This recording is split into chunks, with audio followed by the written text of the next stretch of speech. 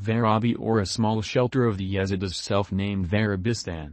In a country like Japan, with a growing demographic crisis and a shortage of labor and a steady decline in the population is expected, the word immigration arouses suspicion, fear and uncertainty.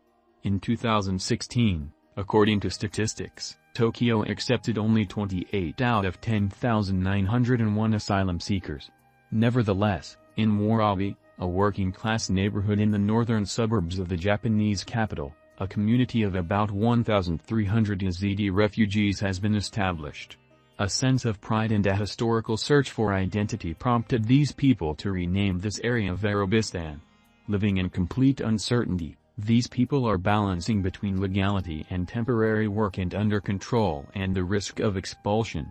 As in modern Dandy's limbo, the main characters are not aware of the carriers of original sin, which they did not commit. They face the eternal burden of being rejected by a deeply nationalistic society that is reluctant to integrate and yet desperately needs this workforce in a key sector of the Japanese economy, such as the construction industry.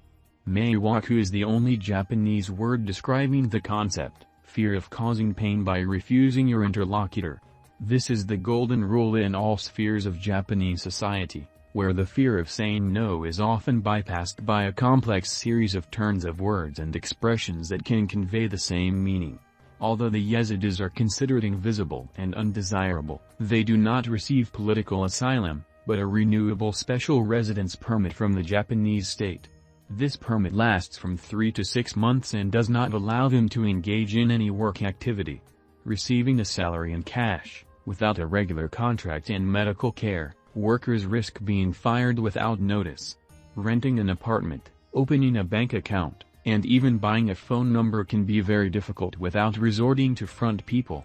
Strict immigration laws and the low willingness of Japanese people to accept the most modest jobs have created a paradoxical situation in which most asylum seekers work illegally in the construction and dismantling industry.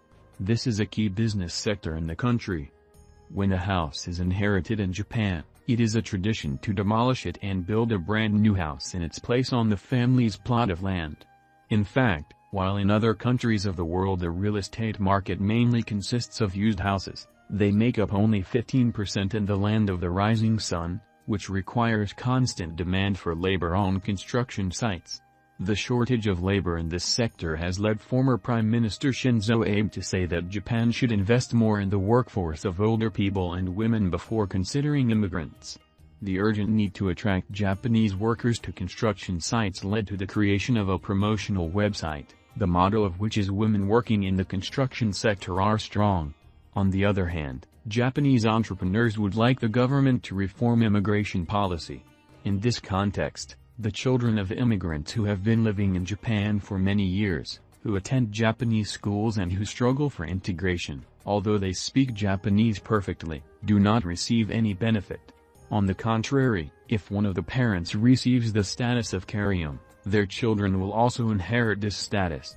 This status of Karium is a kind of suspended sentence, which forces you not to leave the territory of residence, prevents you from working and provides for detention in case of non-compliance with the rules. This actually creates further marginalization. In 2016, Japan was the fourth largest financier of the United Nations High Commissioner for Refugees, preferring to donate to international humanitarian organizations rather than welcome refugees who have been living and working with its people for many years.